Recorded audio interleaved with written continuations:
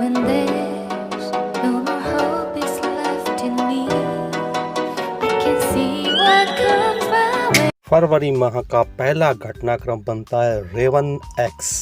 बहुत ही आश्चर्यजनक बात है आजकल कि रेवन एक्स नाम का ये जो ड्रोन है अमेरिकी कंपनी ने बनाया है और 80 फीट लंबा और 18 फीट ऊंचा दुनिया का सबसे बड़ा ड्रोन है। इसका नाम है रेवन एक्स। इसकी विशेषता है कि यह सैटेलाइट लॉन्च कर सकता है और इसमें मिसाइल भी होगी जो छोटे उपग्रहों को अंतरिक्ष में ले जाएगी। तो प्रश्न यह बनता है कि रेवन एक्स क्या है।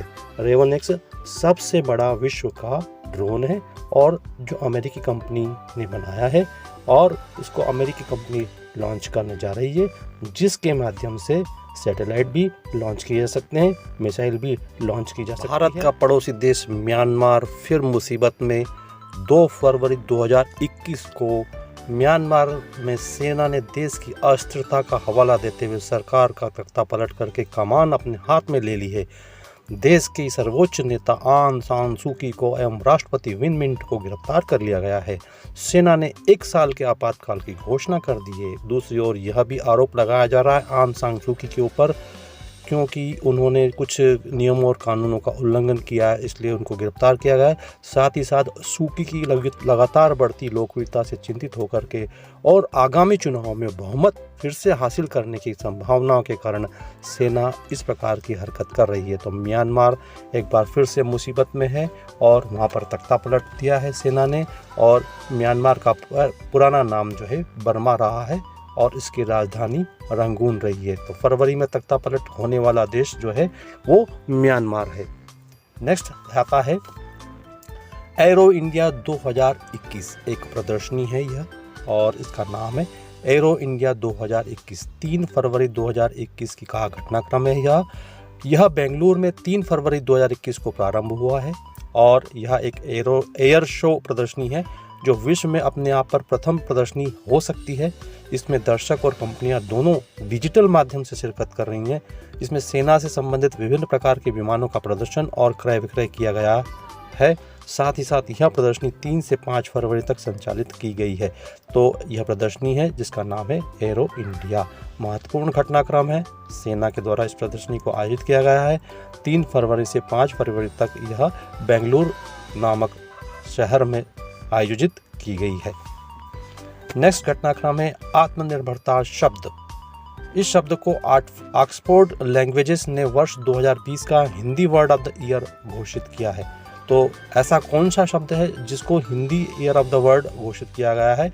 उसका नाम है आत्मनिर्भरता। सेल्फ रिलायंस की बात हो रही है। हमारे प्रधानमंत्री ने सर्वप्रथम इस मुद्दे को उठाया है कि देश को कोरोना काल के दौरान जितनी परेशानियां हुई है उनसे बचने के लिए अब सेल्फ रिलायंस यानी आत्मनिर्भरता की ओर हमें बढ़ना होगा। हमें देसी स्तर पर, देशज स्तर पर अपने उत्पादों को विकसित करना होगा। विदेशों पर हमें निर्भरता कम करनी पड़ेगी। तो 2020 में जो है ऑक्सफोर्ड लैंग्वेज ने Hindi word of the year घोषित किया है आत्मनिर्भरता को। दूसरी ओर स्वामी ओम जो है बिग बॉस में बड़े विवादित और चर्चित शख्सियत रही हैं और बिग बॉस 10 में इनका नाम आया हुआ है और ये कोरोना से पीड़ित होने के कारण इनका निधन हुआ है। तो स्वामी ओम कौन थे? एक कलाकार थे ये और ये बिग बॉस से चर्चित हुए थे। 3 फरवरी का घटनाक्रम है प्रवीण सिन्हा एक शख्सियत हैं, केंद्रीय जांच ब्यूरो के अतिरिक्त निदेशक हैं ये और एडिशनल निर्देशक के साथ साथ प्रवीण सिन्हा को जांच एजेंसी के कार्यभार निर्देशक का अतिरिक्त प्रभार दिया गया है। इस प्रकार वे सीबीआई के सेंट्रल ब्यूरो ऑफ इंटेलिजेंसी के अंतरिम निर्देशक बन गए हैं, इंटीरियम डायरेक्टर बन गए हैं और आगामी निदेशक की नियुक्ति तक उसका पदभार संभालेंगे। तो प्रवीण सिन्हा को अंतरिम निर्देशक यानी कि इंटीरियम डायरेक्टर नियुक्त किया गया है सीबीआई का। Democracy index 2021। Democracy index 2021 Bharat 2 स्थान फिसल करके 53वें स्थान पर आ गया है। 167 देशों में मौजूदा लोकतांत्रिक स्थिति को जाहिर करते हुए इंडेक्स ने 2019 में भारत का स्कोर 6.9 था जो अब 6.61 पर आ गया। भारत अपने पड़ोसी देशों की तुलना में बेहतर स्थिति में है। इस रिपोर्ट में इंटेलिजेंस यूनिट ने हाल ही में democracy in sickness and health इन शीर्षक से एक रिपोर्ट प्रकाशित की है जिसमें नॉर्वे पहले स्थान पर है। वहीं आयरलैंड, स्वीडन, न्यूजीलैंड और कनाडा बेहतर लोकतांत्रिक व्यवस्था वाले टॉप 5 देशों में हैं। तो भारत का स्थान थोड़ा खसका है, लेकिन नॉर्वे पहले स्थान पर है और 5 टॉप 10 देशों में आयरलैंड, स्वीडन, न्यूजीलैंड और कनाडा शामिल है। एक महत्वपूर्ण घटनाक्रम बनता है यह जो इंडेक्स है डेमोक्रेसी इंडेक्स 2020 का घटनाक्रम है। द इकोनॉमिस्ट इंटेलिजेंस यूनिट दुनिया में आर्थिक और व्यवसाय के अनुसंधान पूर्वानुमान का विश्लेषण करने वाली अग्रणी संस्था है और इस संस्था ने ही यह जो है डेमोक्रेसी इंडेक्स के बारे में जानकारी प्रदान की है। नेक्स्ट आता है नवेलेनी। रूस में भी बड़ी विचित्र स्थिति चल रही है। वहाँ पर भी व्लादिमीर पुतिन का विरोध निरंतर चल रहा है और भरी ठंड में लोग प्रदर्शन कर रहे हैं। रूस के विपक्षी नेता हैं और अदालत ने इनको 2.5 साल की सज़ा सुनाई है और कोर्ट ने कहा है कि 2014 में मनी लॉन्ड्रिंग मामले में दोषी होने के बाद 3.5 साल की अपनी निलंबित सजा में शर्तों का उल्लंघन किया है नवेलेनी ने। इस कारण से उनको फिर से जेल भेज दिया गया है और 17 जनवरी को उनको गिरफ्तार किया गया था।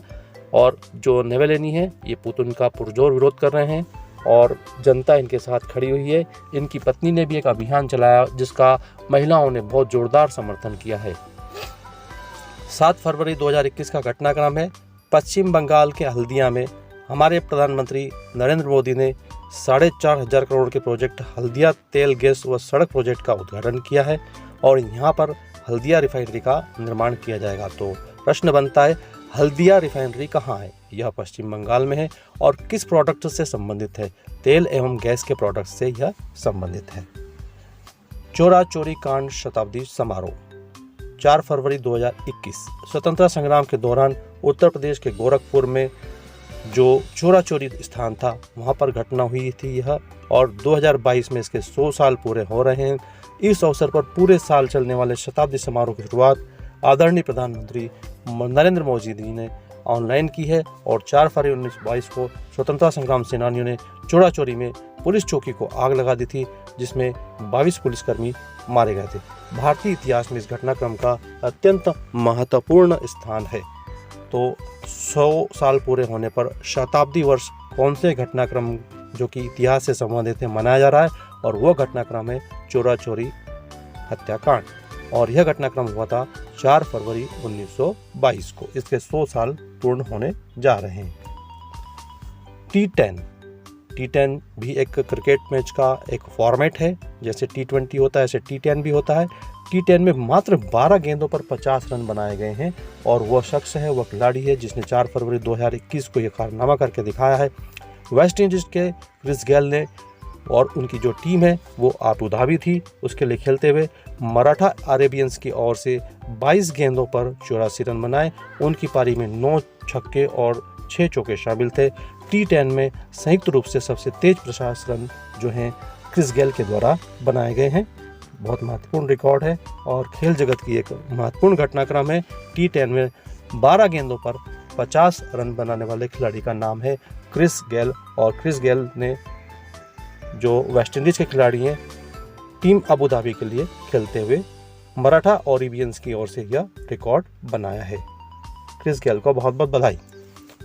अपनी सोच हमेशा सकारात्मक रखिए। सकारात्मक सोच होनी चाहिए। किसी के हाथ में अगर बर्तन खाली हो तो यह नहीं समझना चाहिए कि मांगने वाला है। यह भी हो सकता है कि वह सब कुछ बांट कर आया हो। Happy thoughts.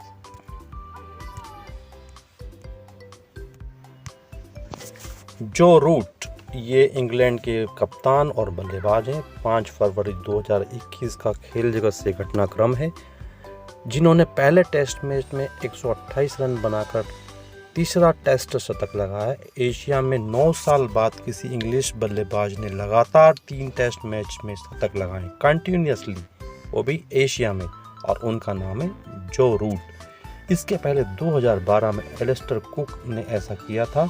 जो रूट का ये 100वां टेस्ट है और 100वें टेस्ट में उन्होंने शतक लगाने वाले दुनिया के एकमात्र खिलाड़ी हैं जिन्होंने 100वें टेस्ट में शतक लगाया है। तो जो रूट को बहुत बहुत हार्दिक बधाई, इंग्लिश कैप्टन को हार्दिक बधाई। यह घटनाक्रम बहुत महत्वपूर्ण है प्रतियोगी परीक्षाओं की दृष्टि से। उस बल्लेबाज का नाम बताइए जिसने 100वें टेस्ट में 100 या सेंचुरी लगाई है, उनका नाम है जो रूट। और एशिया में लगातार 3 शतक लगाने वाले भी जो रूट पहले बल्लेबाज हैं। भारत के लिए गौरव की बात है कि भारत के 5 संस्थान जो हैं उनको फाइनेंशियल टाइम्स की global MBA ranking, financial times की वैश्विक जो रैंकिंग होती है 2021 की, उसमें उनको स्थान दिया गया है। और उनका नाम है इंडियन स्कूल ऑफ बिजनेस, दूसरा है IIM Bengaluru, IIM Kolkata, IIM Ahmedabad और IIM इंदौर को शामिल किया गया है।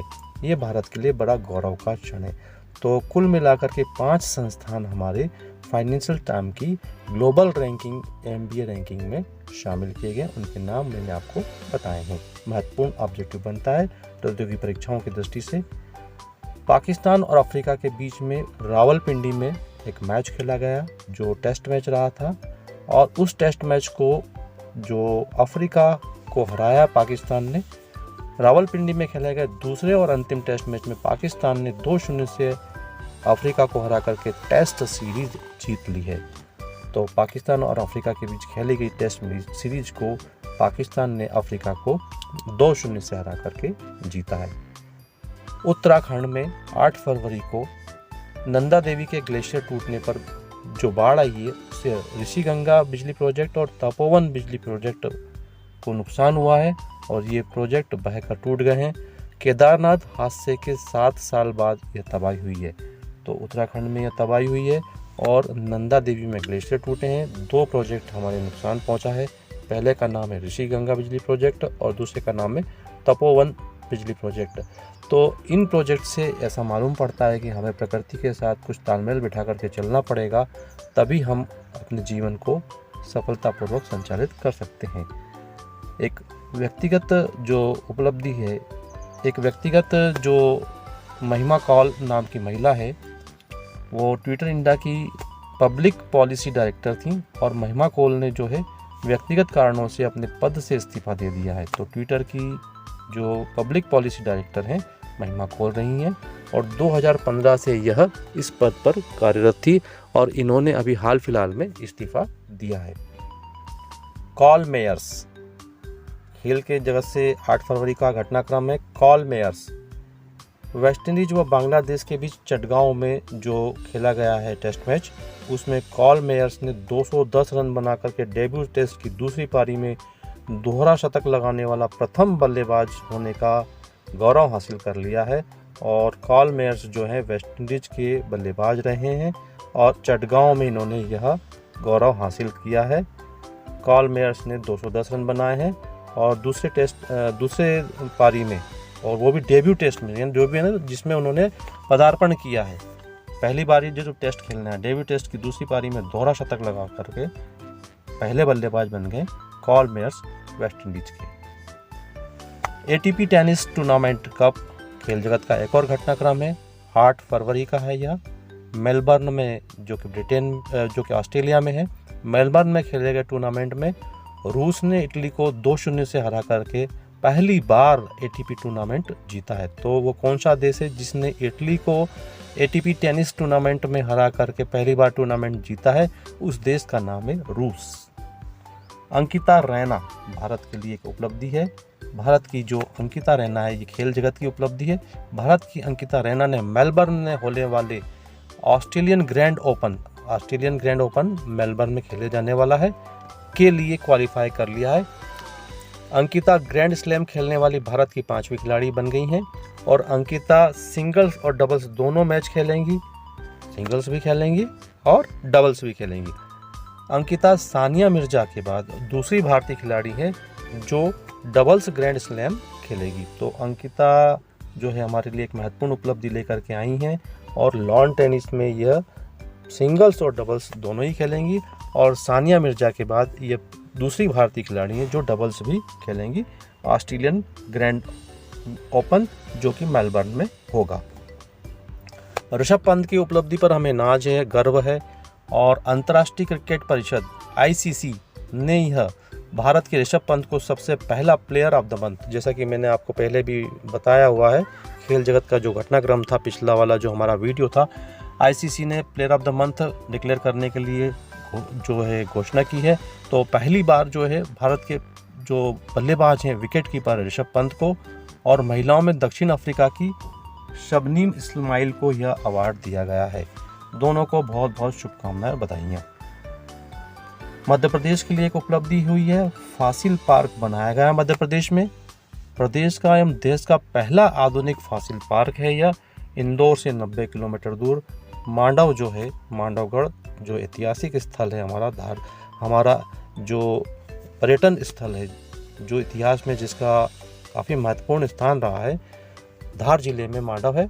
और डायनासोर फासिल पार्क बनकर तैयार हो गया है। इसका उद्घाटन 13 फरवरी को कर दिया गया है। यहाँ पर डायनासोर के 65 साल के इतिहास की जानकारी मिलेगी और पर्यटकों को पार्क में डायनासोर के 24 अंडे एवं फॉसिल्स देखने को मिलेंगे। तो जो प्रदेश है हमारा मध्य प्रदेश है और जो देश है उसमें पहला आधुनिक जो डायनासोर का फॉसिल्स पार्क है वो धार में मांडवगढ़ में है और यह महत्वपूर्ण ऑब्जेक्टिव बनता है। महिला सशक्तिकरण की ओर कदम बढ़ाते हुए सीआरपीएफ ने कोबरा यूनिट की स्थापना की है। तो सीआरपीएफ में प्रश्न बनता है कि कौन सी ऐसी भारत की जो पुलिस संस्थान है उसने पहली बार महिलाओं को यूनिट में शामिल किया है।